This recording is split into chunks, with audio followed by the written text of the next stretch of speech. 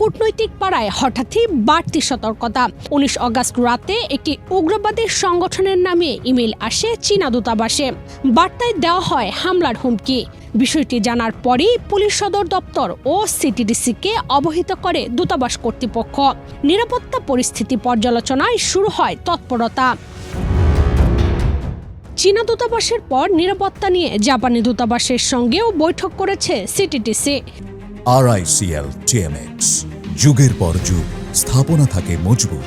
বৃহস্পতিবার সকালে জাপানের রাষ্ট্রদূত সাইদা সিনিচির সঙ্গে কূটনৈতিকদের নিরাপত্তা পরিস্থিতি নিয়ে আলোচনা করেন কর্মকর্তারা।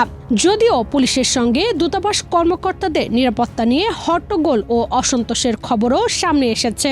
তদন্তকারীরা বোঝার চেষ্টা করছেন এটি সত্যিকারের হামলার হুমকি নাকি নিছক স্ক্যাম মেইল। উদ্বেগের এই আবহে রবিবার ডিএমপি মিডিয়া সেন্টারে আয়োজিত সংবাদ সম্মেলনে চাঞ্চল্যকর তথ্য জানান অতিরিক্ত পুলিশ কমিশনার মোহাম্মদ শফিকুল ইসলাম।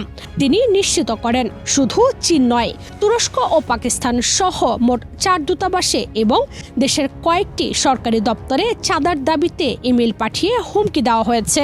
ওরা ইন্টারনেটের মাধ্যমে মেল করে ওরা এই গ্রুপকে এটাও একটা ভুয়া গ্রুপ এবং ওখানে তারা যে বিকাশ নম্বরগুলো দিয়েছে এই বিকাশ নম্বরের প্রায় 3-4 জনকে আমরা নিয়ে এসেছিলাম জিজ্ঞাসাবাদের জন্য। আপনাদের অবগতি জানাচ্ছে তারা কিছুই জানে না।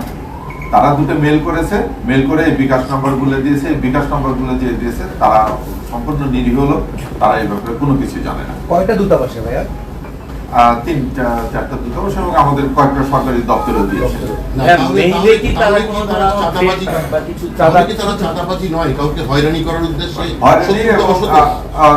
আমার ধারণা যে শত্রুতাবশত পাশাপাশি দেশের ইমেজকে নষ্ট করার জন্য আমাদের যে রাষ্ট্রদূতগণ আছেন বা বিভিন্ন এমবেসি আছেন তারা তো আমাদের তাদেরকে আসলে কিছুটা ভীত সশস্ত্র করার জন্য এটা আমি বলবো যে দেশবিরোধী একটা অপচক্র।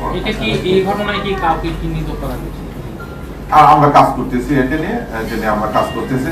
দেখা যাক, আমরা ইনশাল্লাহ অন্তত আপনাদেরকে আশ্বস্ত করেছি যে কোনো ঘটনা ঘটলে এটা আমরা অত্যন্ত গুরুত্বের সঙ্গে দেখি এবং আমরা আশাবাদী যে এটাও আমরা উদ্ঘাটন করবো। এই নেপথ্যে যারা আছেন তাদেরকে আমরা আইনের আওতায় নিয়ে